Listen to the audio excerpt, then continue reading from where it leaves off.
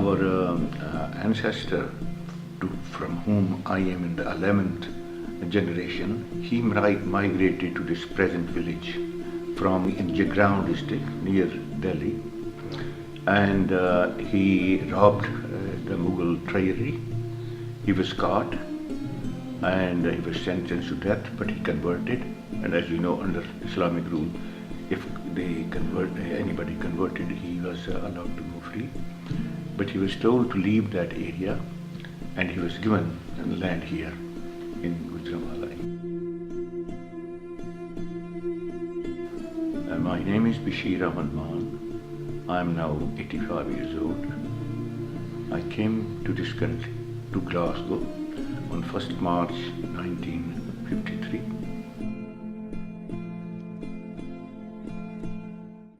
I was at the university in 1945-1946, and I read some advertisements in the Indian English papers that there were vacancies in London for clerks. My younger brother was in the Navy. I had forced him to go into the Navy in 48-49. So he was first for 2 years at Portsmouth, and then he came to recite for a couple of years. For recite one day, he came to Glasgow with his couple of friends. And in Glasgow, he saw a Pakistani man. They realized that he is of their own kind, and they were, should we say, bold enough to go and talk to him.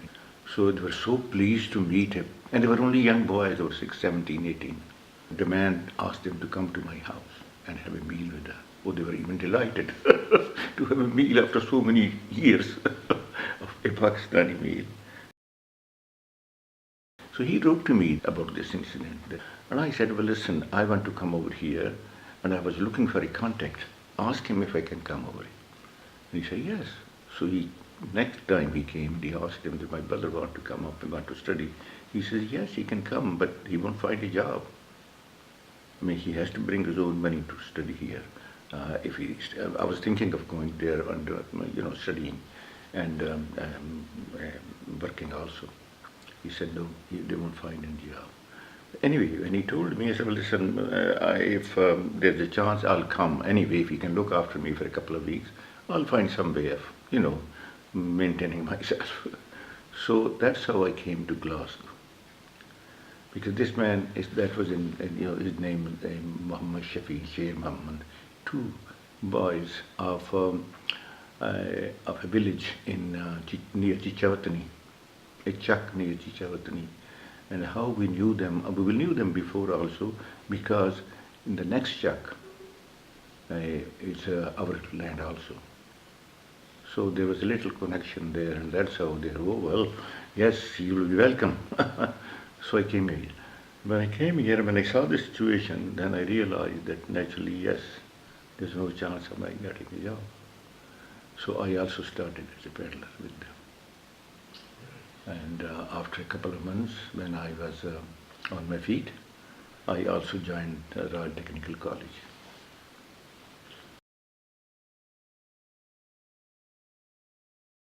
The newcomers were trained in the trade first. They were told the names of all the things. Though I was, educated, but I didn't know the cardigans and jumpers and nylons and, things like that. So I had to learn all that. I was told how to approach, go and knock the door, and the lady, as whoever answers the door, and there were 2 or 3 sentences people were told. Mrs. Buy something, very, because most of the people didn't know English. Not a word of English. They had to be taught these little sentences so that they can do business. But I fortunately knew a little bit my English, though, not very much. I couldn't understand the accent here at all. And I think they couldn't understand me. So therefore, I had to kind of go over the whole rigmarole myself also. So this is the kind of thing. And then, and if he says yes, they open the case, show things, tell the price, say cheap, cheap, cheap, all these things. And if he needed anything and he liked the price and the goods, well, she bought it. But the catch was on credit, not cash. That's how the people succeeded because they gave on credit. Nobody had the cash because if they had the cash, they could come to the town and buy it. They patronized you because you provided credit to them, and through credit, they got whatever they needed.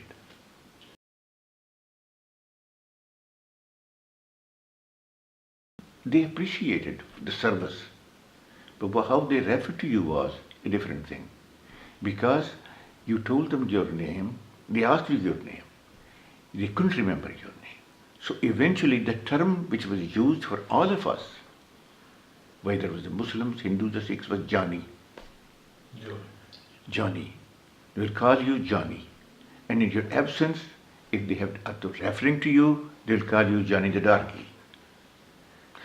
Sometimes, sometimes, as I said, you liked your job, but sometimes it also became very embarrassing and very humiliating, particularly when you were walking about in the streets at the time when the children come back from school, they're going home from the schools. Sometimes they were shouting at you, here goes the Johnny, Johnny the Darky, Darky Balarky, things like that. And that humiliated you, but you had to suffer it. I remember once a story, we were in Misha, Jakub with me, God bless him, his soul, Yakub Ali, he was with me, and we were, after doing our rounds a bit, it was in the afternoon, I think about 3 o'clock, and we were sitting on a wee patch of grass in a street, a corner. And as I said, the schools were coming out, and there were a group of girls coming, and when they saw us, they started shouting us, Johnny the Darky, here is a Johnny the two darkies, things like that.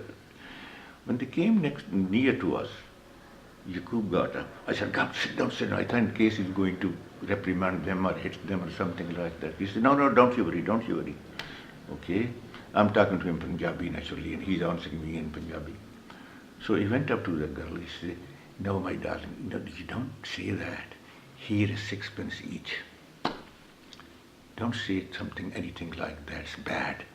She gave them 6 pence each. There were 3 or 4 girls. They said, okay. They took the money, and then they're parting. They say, thank you very much, Mr. Darky. You see? So this is the kind of the stories, we going around at that particular time.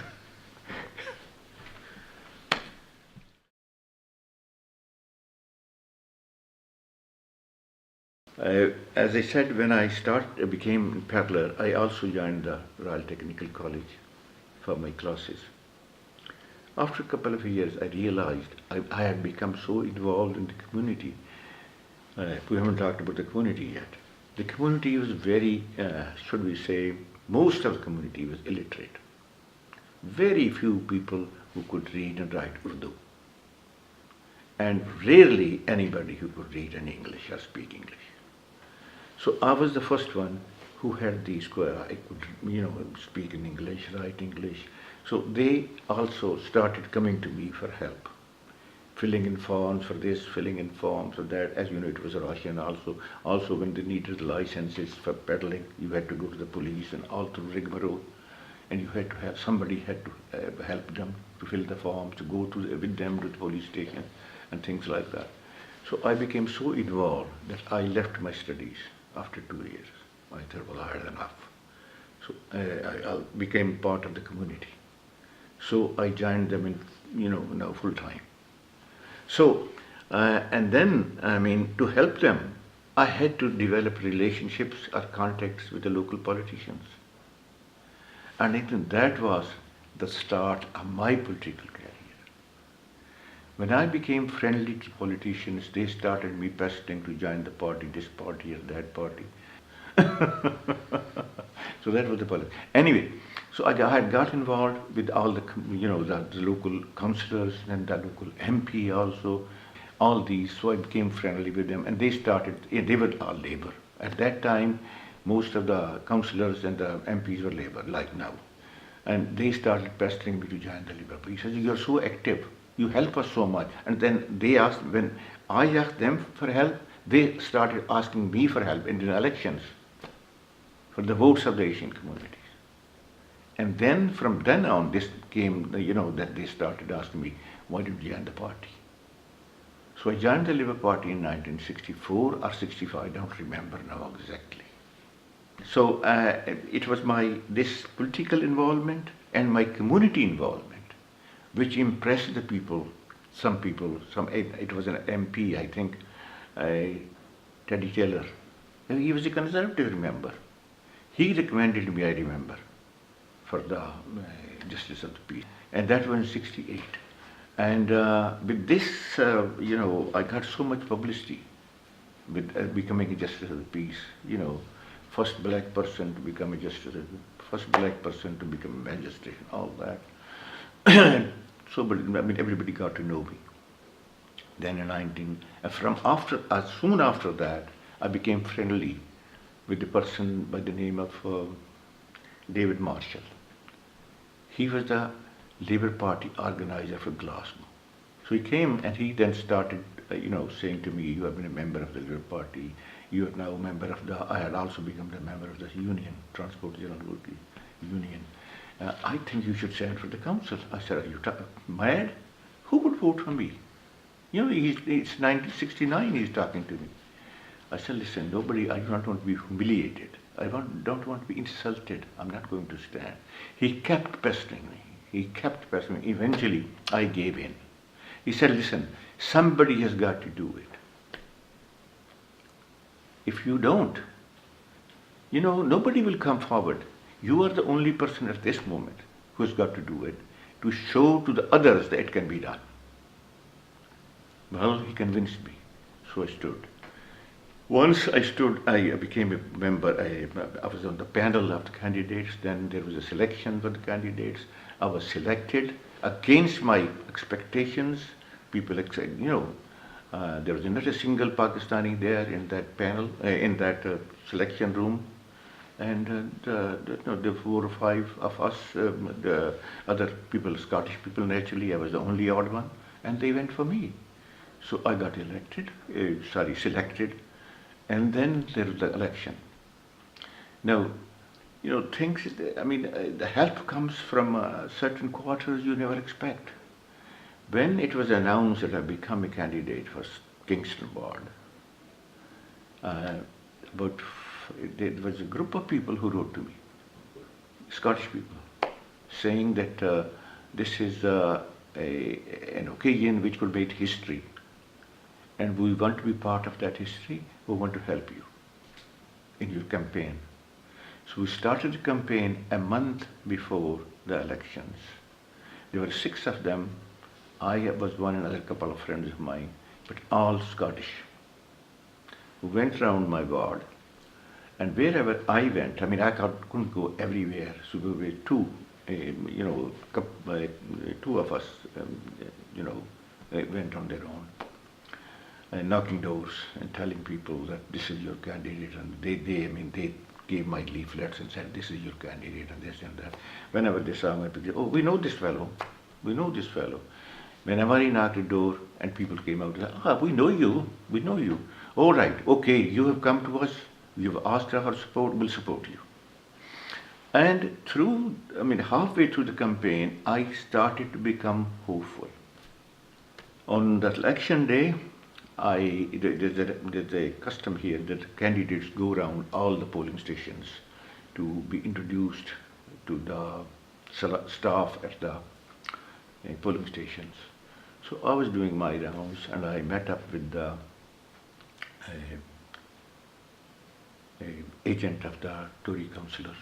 He was the sitting councillor. It was his seat. He met up with me and he says, "Oh, so you are Mr. Mann, who's opposing us?" I said, "Yes, sir." "Oh, well, you will get 20 votes. At that time, it didn't dawn on me, why did he say 20 votes?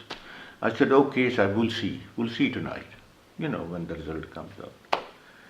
When we left, it suddenly came to my mind, there are 20 Asian votes in this ward. That's what he's talking about. That I'll get only 20 votes. Anyway, when we went to the poll, the count at night, when he started, that he and his candidate and his wife, they were standing there, I was standing on that side. When they started my side of the, kind of ballot papers getting higher and higher, they started to become a bit, uncomfortable, naturally. So what happened actually was that I got elected, and his wife, when they realized, his wife started crying, the Tory candidates. I think it was at that time a great humiliation for him, be beaten by a colored candidate. That was one thing. Now, how I beat them and with what margin I beat them, that's amazing. We were four candidates. I was Labour, there was an SNP candidate, there was a Communist candidate, and the sitting councillor was the Tory candidate. I polled 56% of the total vote cast. They, three of them, got 44 in among the three of them. That's what happened. Now, the press took it, very, very, and by the way, I must mention this, the press before the election was totally against the idea of the Labour Party putting up a coloured candidate. Their line was, the time hasn't come yet when the Scots people will vote for a coloured candidate, or a coloured person. That was their line. So when they realized what has happened, Scottish, what was Daily Express, headline was, Bashir bashes the Tories.